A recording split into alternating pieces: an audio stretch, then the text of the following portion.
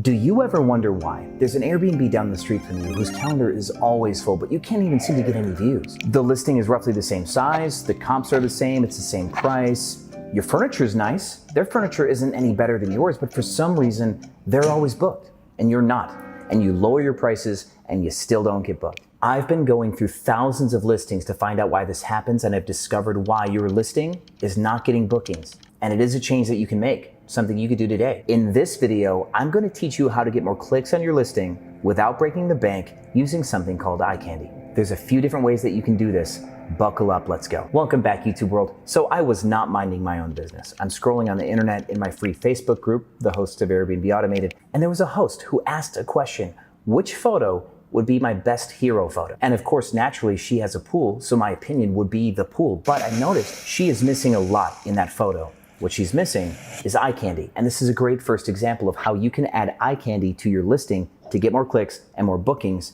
And that will create the positive feedback loop that you need to stay full at a higher price. Quick list of pool eye candy: big floaties, colorful towels, outdoor rugs, lawn chairs, umbrellas, cabanas, anything that can fill the space in a colorful, expressive way that transcends real estate photography. Right there, let me give it to you again. This is the 30-second nugget that will save your life. You can just hit the subscribe button and the like button and move on from this video if you want.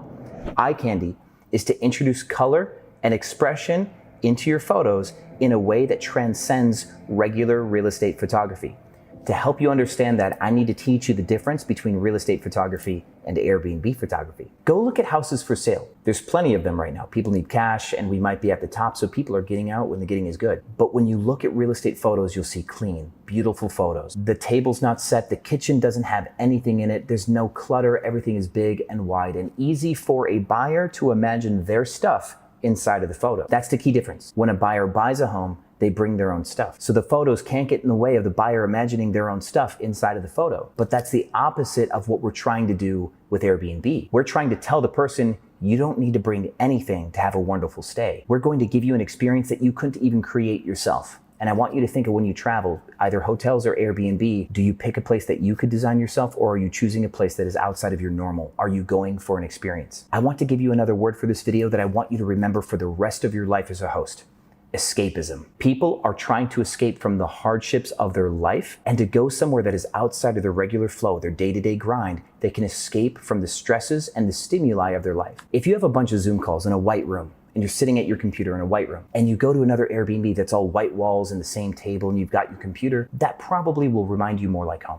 So paint the walls a different color. Something that people don't typically paint at their house allows them to get out of the mindset of being at home, allows them to relax into a new space. That's another example of eye candy, and it's an easy one. Just paint the walls an interesting color. Another pro tip for this: the best listings on Airbnb, they paint the ceilings too, so that way those photos are completely immersive. If they paint a wall mural, it goes up to the ceiling. If they paint the wall hunter green or navy blue or black, it goes up to the ceiling. They're not skipping a single square inch of that paint job. Now, where else does short-term rental photography differ from real estate photography? Let's look at the living room. This one's not well known. It's something I teach my students. I want you to turn your TV on, and I want you to load Disney Plus. And when that logo starts to glow, I want you to take the photo of the living room. So take the same photo you have, but let the TV load Disney Plus, and all of a sudden when your guests are scrolling through your photos, they'll know that you have family-friendly streaming channels. And families will be more likely to book your place because they know you have Disney Plus without having to ask. You see, when people travel, they want things to be easy. So answering unasked questions is another way to make their stay easy. Do that in other places of your home as well. Let's go to the kitchen. Normal real estate photography, kitchen is empty.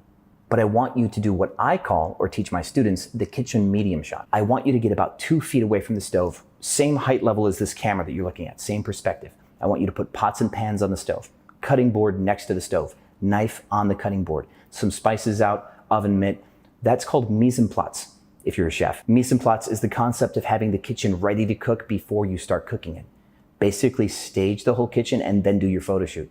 What you're allowing somebody to do, somebody who likes to cook, they know what you're working with, and they can imagine themselves just dropping their luggage and starting to cook a meal in your kitchen with 0 effort.